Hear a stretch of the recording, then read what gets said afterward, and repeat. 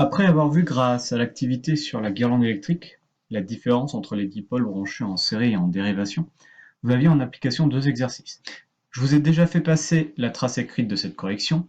L'objectif de la vidéo est de commenter la correction et d'expliquer plus précisément certains points.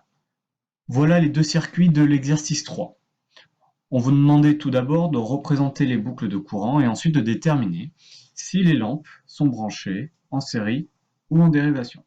Je vous rappelle que pour représenter donc une boucle de courant dans un circuit, il faut trouver le ou les chemins permettant d'aller à la borne positive de la pile jusqu'à sa borne négative en suivant les fils de connexion.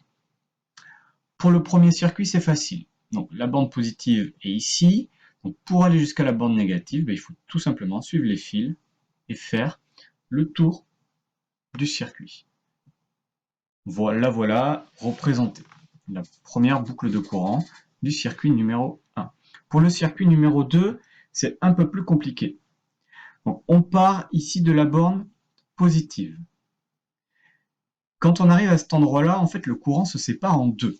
Il peut tout d'abord passer en haut, dans la lampe L1, et revenir ici à la borne négative. Voilà la boucle de courant représentée. Mais quand il arrive ici, il peut aller aussi vers le bas et passer par la lampe L2 et revenir ici à la borne négative. Voilà la deuxième boucle de courant. L'erreur à ne pas faire, et c'est une erreur classique, c'est de penser que tout le tour du circuit est une boucle de courant. Alors pourquoi ce n'est pas le cas?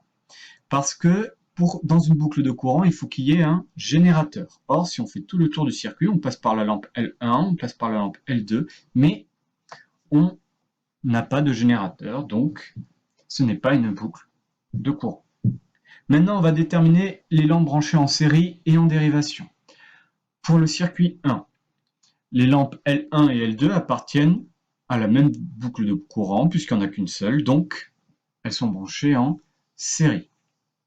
Pour le circuit 2, L1 appartient à la boucle de courant du haut et L2 à la boucle de courant du bas. L1 et L2 ne sont pas dans les mêmes boucles de courant.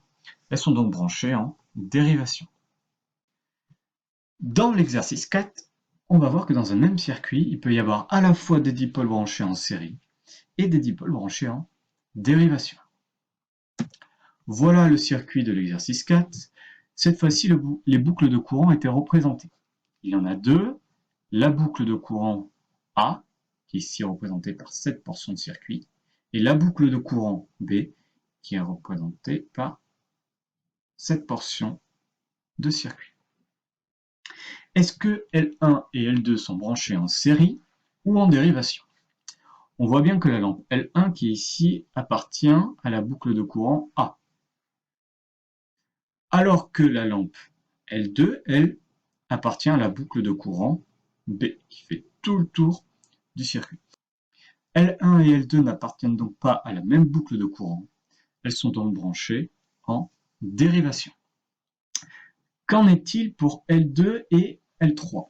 L2 et L3, finalement, si on observe bien, elles sont branchées l'une à la suite de l'autre, dans la boucle de courant B. Étant donné qu'elles appartiennent à la même boucle de courant, elles sont donc branchées en série. Alors, que va-t-il se passer si cette fois-ci, L3 ne fonctionne plus? Pour s'aider, on peut refaire le schéma du circuit, mais sans L3. Voilà ce que l'on obtient. L3 ne fonctionnant plus, ça crée une ouverture à cet endroit-là du circuit. Donc, le courant ne peut plus passer par la boucle de courant B. L2 n'est plus alimentée par le courant électrique, elle s'éteint donc logiquement.